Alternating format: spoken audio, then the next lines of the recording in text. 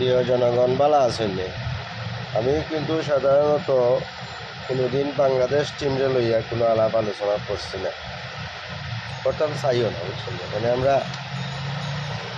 দর্শক তো, আমরা তো খেলাটারে পছন্দ করি। আসলে আমি সিলেটি মাঠ মারতি আর বুঝছেন।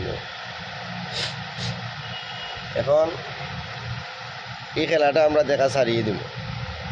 কেন ছাড়িয়ে দিব? আসলে যত দিন যার খালি অতপতন হয়। এরা মানুষ সামনে দিয়ে যত যায় খালি বালা কিচ্ছু করার চেষ্টা করে। এটা প্রত্যেকটা মানুষের জীবনের একটা লক্ষ্য, যে যত সামনে দিয়ে যায় বালা একটা কিচ্ছু করার চেষ্টা করে, কিন্তু এরা বালা কিচ্ছু তো করার চেষ্টা করে না। এরা আরও বিগত মনে করুকা যারা খেলিয়া গেছেন, যারা খেলছিলা, Shakib Al Hasan coin, Mahmudullah Riyad coin, Mushfiqur Rahim coin, বা মাশরাফি মর্তুজা, যারাই আসলা, যারা খেলাইছেন, সাকিব আল হাসান, এরা তো মনে করুকা সোনালি একটা সময় খাটাইয়া গেছেন। এরা থাকতে অনেক সময় আরছি, অনেক সময় জিতছি, খেলাটা উপভোগ করতাম পারছি। কিন্তু এখন খেলাটা আসলে উপভোগ করারও না। ও দেখা যায় মনে করেন 100 রানের ভিতরে কোনো উইকেট পড়ছে না, যখন 120 রানের ভিতরে 9টা গেছে উইকেট। এরার খেলা দেখা না দেখার সমান। এরা খেলা দেখতে হইলে জানেনি, মানে হাড়ও বাইরে আয়, কোন সময় উইকেট পড়ে যায়। ও মনে করো কাজটা গেলাম কি পেশাব করতাম, তখন গিয়া দেখি কিতা পেশাব করি আইয়া দেখি নাই 5টা উইকেট শেষ হয়ে গেছে।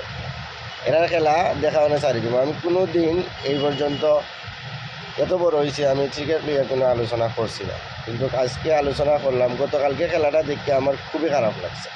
মনে হয়েছে কি নিজেরে নিজে গাল দিতাম, বুঝছেন? যেখানে এরার খেলাটা দেখি চিন্তা করো গতকালকে যে খেলা খেলাইছে ওয়েস্ট ইন্ডিজে, শুরুতে মনে করছিলাম রান মনে হয় 200 হয়ে যাবে, যাই দেখা গেছে 149 রান আটকাই গেছে।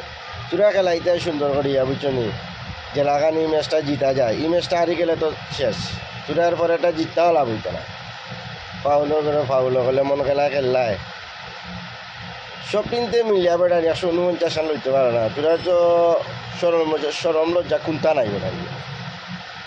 আমরা যদি পাড়ার ক্রিকেট খেলতাম না নি, এর থেকে আমরা যদি যাইতাম না নি, তোমরা লাগানো কয়েকদিন প্র্যাকটিস